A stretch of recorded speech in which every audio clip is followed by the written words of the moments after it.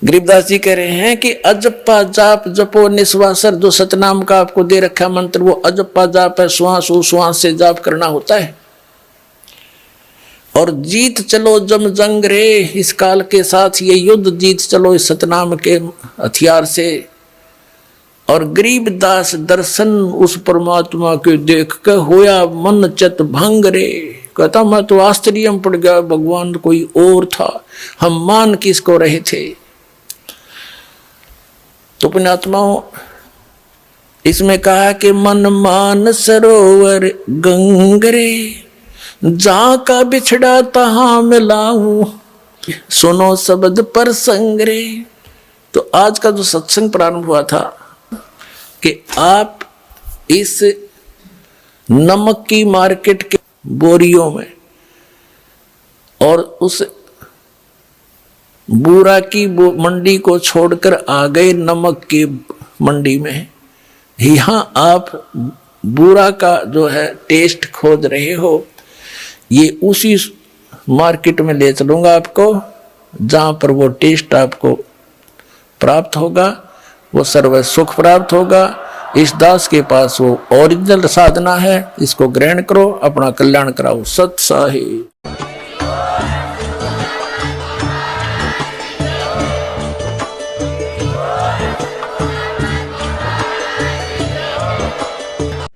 Thank you for watching video को like share और channel को सब्सक्राइब करना ना भूलें। अधिक जानकारी के लिए दिए गए नंबरों पर संपर्क करें।